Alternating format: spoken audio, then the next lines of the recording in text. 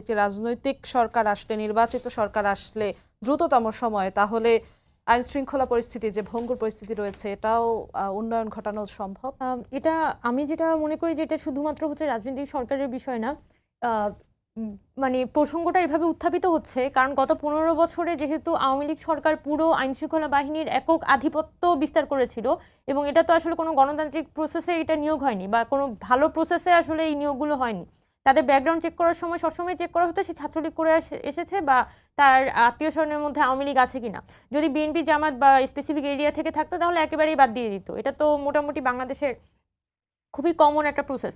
So গত 15 বছরে যে পুলিশ এই ফর্মে এসেছে, এবং ধরেন একজন এসআই, সে এসআই নিয়োগ পাওয়ার 2-4-5 বছরের মধ্যে সে ফ্ল্যাট কিনে ফেলে বা কয়েক বছর পরে সে একটা বিল্ডিং তৈরি করে ফেলে। তো এটা কিভাবে করে হয়?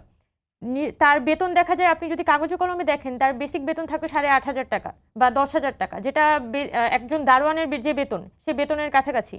কিন্তু আপনি যদি তার লাইফস্টাইল দেখেন বা তার সন্তানদের লাইফস্টাইল দেখেন, তাহলে আপনার মনে হবে যে কোনো বড় ব্যবসায়ীর পরিবার। তো স্বাভাবিকভাবেই পুলিশের আসলে গত 15 বছরে যে ফর্মে ফাংশন করেছে, তাদের এই অভ্যুত্থান পরবর্তী সময়ে ফাংশন করতে পারারই কথা না। কারণ তাদের তো আসলে ইনকামটা বন্ধ হয়ে গেছে, তাদের যেটা উপরে ইনকাম, তাদের যেটা চাঁদাবাজি, তাদের যেটা ঘুষ বা সেই বিষয়গুলো তো আসলে বন্ধ হয়ে গেছে।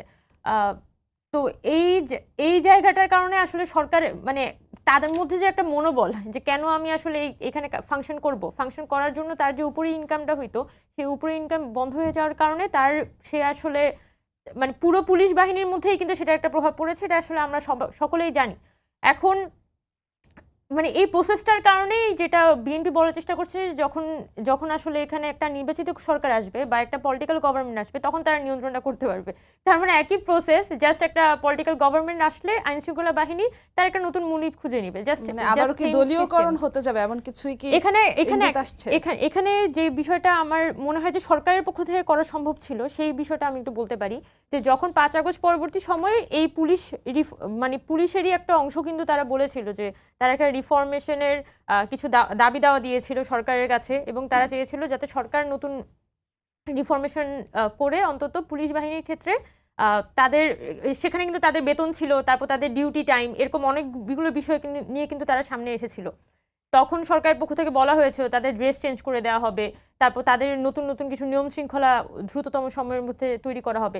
বাট আমরা দেখতে পেয়েছি যে সরকারের পক্ষ থেকে আসলে ওই ধরনের কোনো উদ্যোগই নেওয়া হয়নি।